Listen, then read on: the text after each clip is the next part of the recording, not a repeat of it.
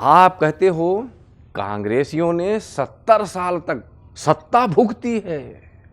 कहते हैं कि सूरज में जब ग्रहण लगता है उसकी आभा पूरी समाप्त हो जाती है और इतना समाप्त होता है कि दुनिया में अंधेरा हो जाता है।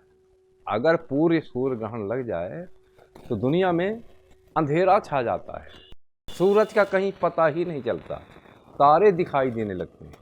आपने कभी पूर्ण सूर्य ग्रहण में देखने का प्रयास किया होगा। इसी तरह आज हमारे भारत के प्रधानमंत्री श्री मोदी जी उसी स्थिति से गुजर रहे हैं। आज उन पर जैसे ग्रहण लग गया है, उनकी छवि तार तार हो रही है। जहां भी जाते हैं अब उनका सम्मान नहीं होता बल्कि उनका अपमान होता है।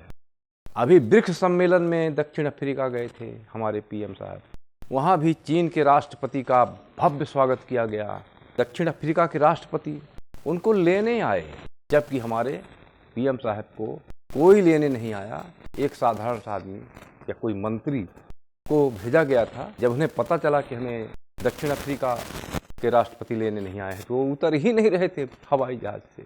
दोस्तों, सम्मान मांगने से नहीं मिलता, सम्मान अपने प्रभाव से तैयार होता है और अपने आप प्राप्त होता है।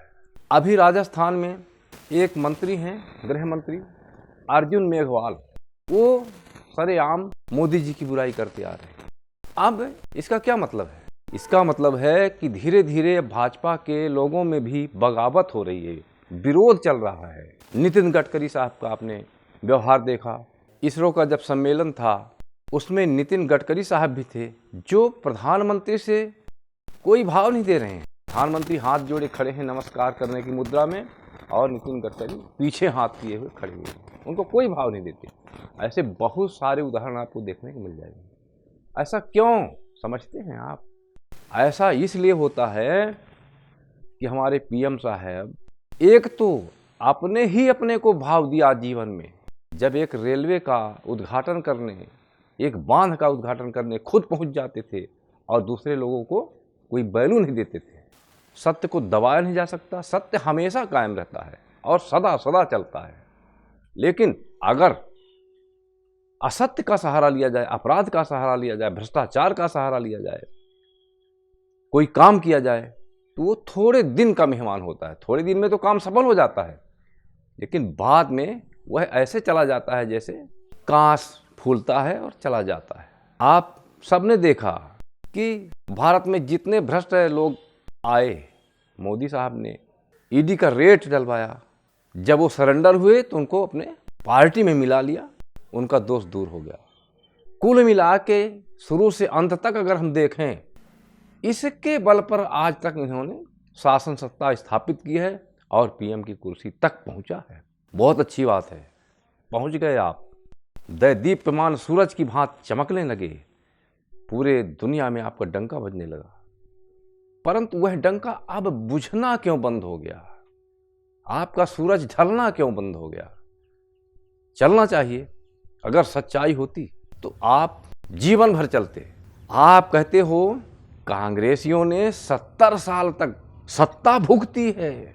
अरे सत्ता भुगती नहीं है, सत्ता भोगी है। और सत्ता तब भोगी है जब जनता ने उन्हें सत्ता दी है। जनता इतनी मूर्ख नहीं थी कि 70 साल तक उन्हें सत्ता देती। आपने तो 10 साल में ही दिखा दिया भारत को कहाँ ले जाना चाहते हो।